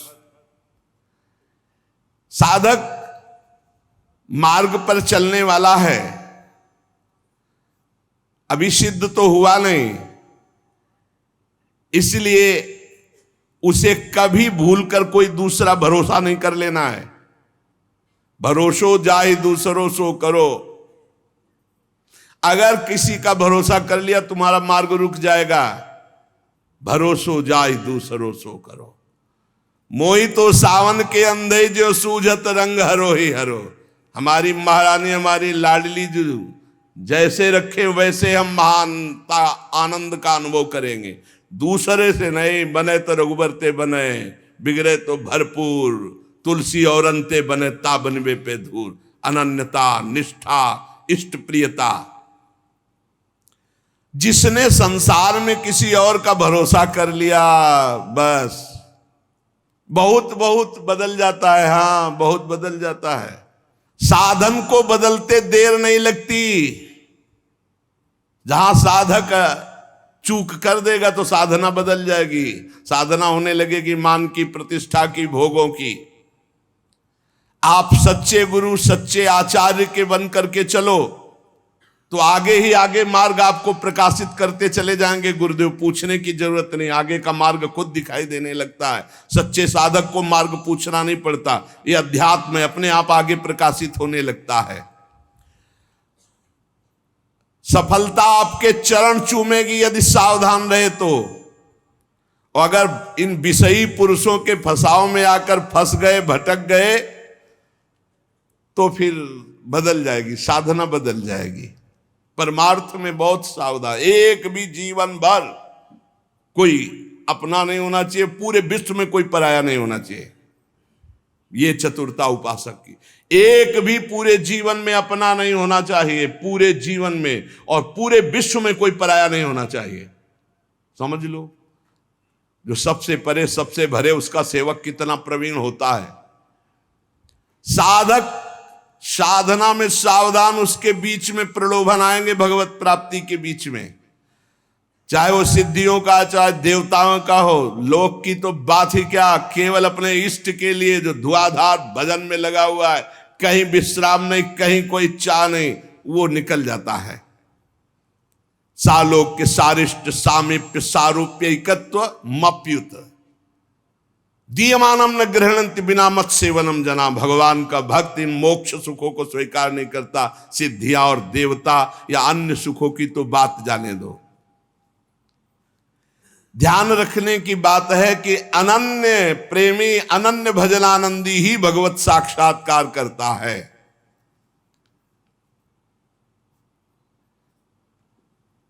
जब भजन सही होने लगता है तो फिर इसके बाद एक नशा चढ़ता है, तो उपदेश देने का मन शुरू हो जाता है। बहुत उत्तम महापुरुष हैं भाई जी महाराज। साधक को बचाने के लिए एक छोटी छोटी सी बात को उपदेश लोगों को दे करके, अपने को श्रेष्ठ समझ करके वो भजन से उतरने लगता है।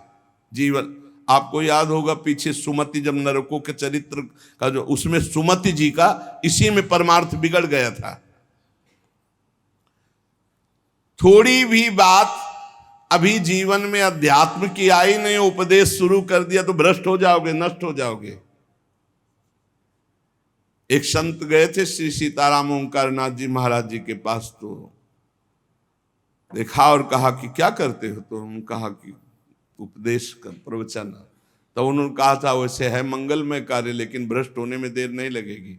ये सिद्ध पुरुषों का, जो भगवत प्राप्त महापुरुष है, उनको अन्य साधक इस चक्कर में न फंसे। भगवान अगर इतनी सामर्थ्य दिए तो बात अलग।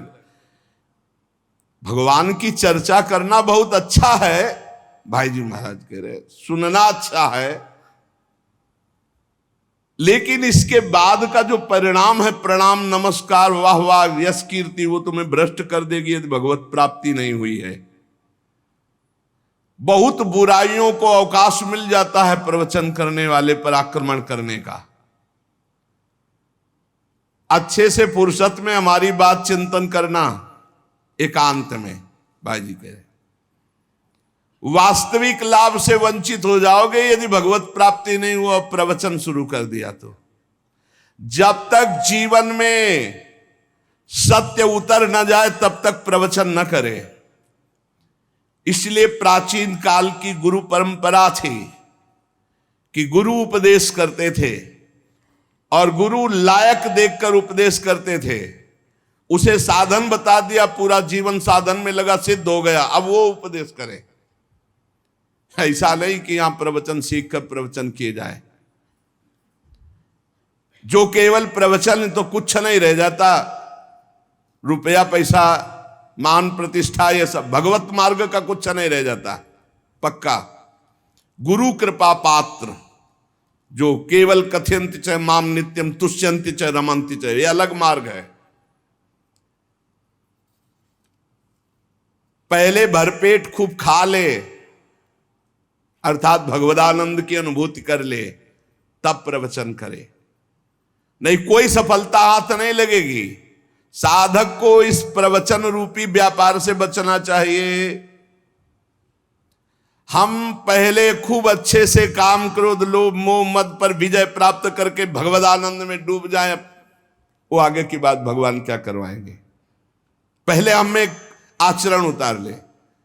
एक बार द्रोणाचार्य जी ने शब से कहा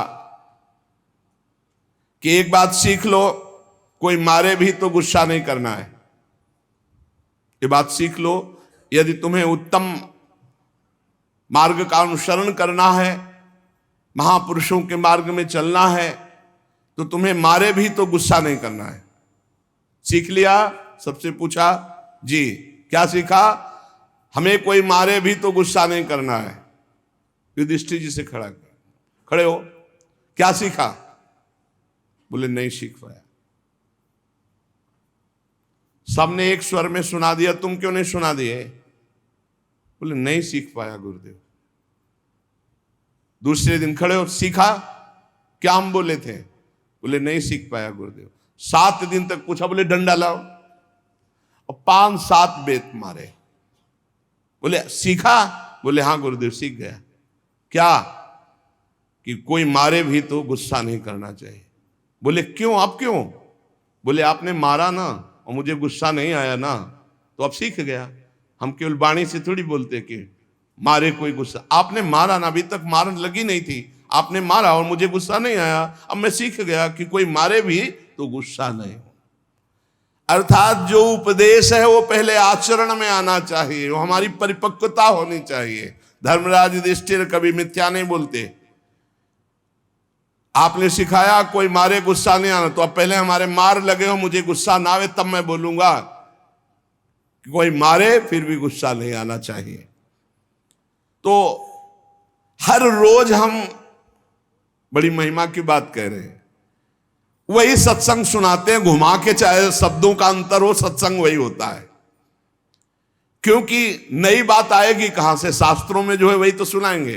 परमार्थ की बातें घुमा फिरा कर 1000 बार वही हम कहते हैं।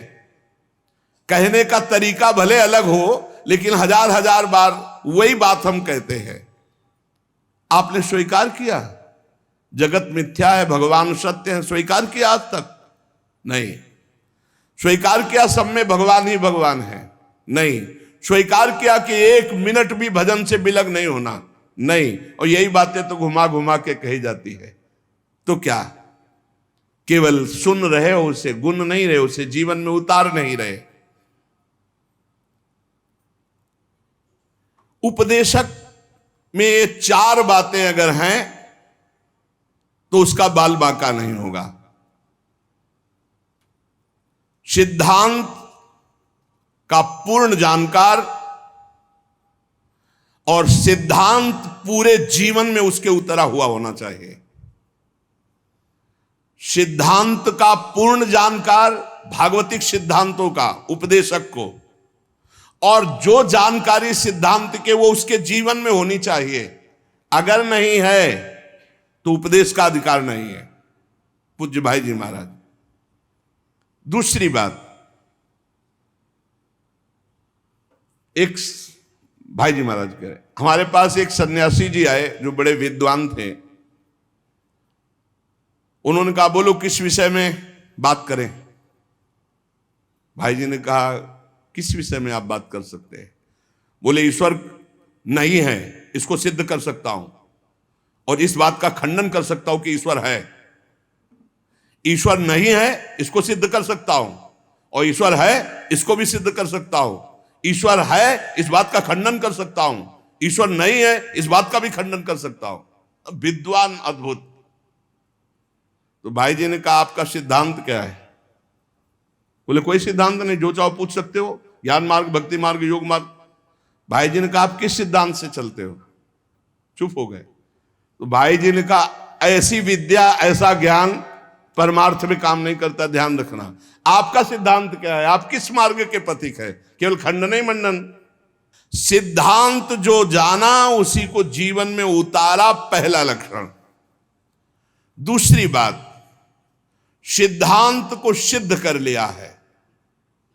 मतलब सिद्धांत सिद्ध, जैसे काम तो आसपास माताएं बहनें हैं लेकिन कभी काम वेदना नहीं, नाना प्रकार की भोग सामग्री लेकिन कोई भोग इच्छा नहीं। ये सिद्धांत सिद्ध पुरुष, उपदेश देने के लिए अधिकार।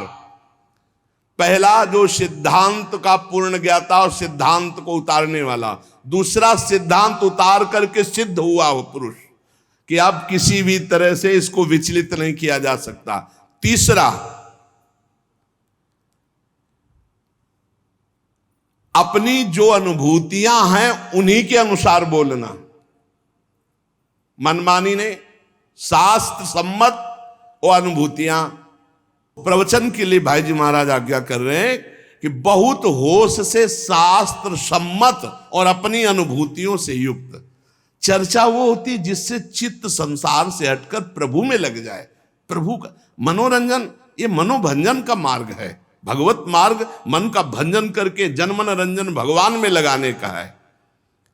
चौथी बात, महापुरुषों को उपदेश, शास्त्र के सिद्धांत, स्वयं मान त्यागी, धन त्यागी, स्वार्थ त्यागी, व्यभिचार त्यागी, तब वो उपदेश का अधिकारी होता है कि जगत मंगल करने के लिए उपदेश। मान त्यागी, धन त्यागी, स्वार्थ त्यागी, व्यभिचार त्यागी, सिद्धांत को जानने वाला, सिद्धांत को मानने वाला, सिद्धांत को सिद्ध किए हुए और महापुरुषों के वचन, शास्त्र के वचन, ऐसे उपदेश किए जाते हैं।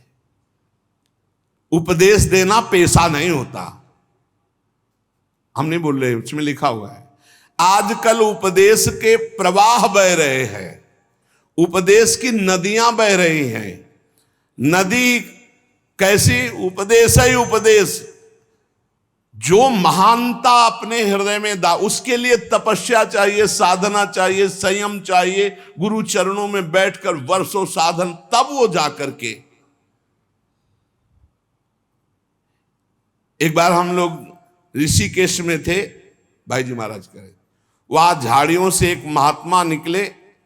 उनके शब्दों को व्याख्यान देने का तरीका नहीं था, पर ऐसे शब्द बोल रहे थे जो एक एक शब्द भगवत प्राप्ति कराने में समर्थ था। क्यों? रात दिन भजन में डूबे हुए हैं। जहां हम केवल बोलते हैं और करते नहीं, वो हमारा बोलना नाटक होता है। जैसे कोई आद्य गुरु भगवान शंकराचार्य जी का नाटक में स्वांग करे तो शंकराचार्य थोड़ी हो जाएगा। तो जहां हम केवल बोलते हो, हमारे जीवन में, हमारे आचरण में वो बात नहीं, तो वो नाट्य मात्र होता है। बोलना और आचरण में उतारना, तब लोक रिझाने की चेष्टा ना हो तो वो साधक का भजन बन जाता है। कथयन्ति च माम नित्यम तुष्यन्ति च रमन्ति च।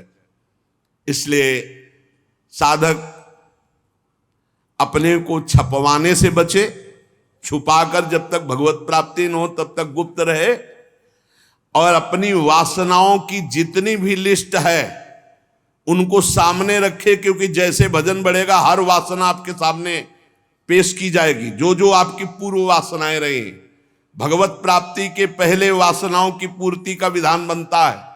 इसलिए हर वासना की पूर्ति के लिए जो विषय आए उसका त्याग करते चले जाओ, आगे सिद्धियां आएंगी उनका त्याग करते जाओ, आगे देवता आएंगे उनका त्याग करते चले जाओ, तब जाकर श्री भगवान आते हैं। हमारा रोना किसी से बंद ना होने पावे, किसी भी तरह हम राजी ना हो, तब हमें प्रभु की प्राप्ति। तो हम सत्संग सुनकर सावधान होते हुए भगवत मार्ग में नाम जप न छोड़ें, तो सावधानी बनी रहेगी। हर समय नाम जप करें तो इसी जन्म में हमें भगवत साक्षात्कार हो जाए। शेष चर्चा आगे। श्री राधा वल्लभ लाल की जय।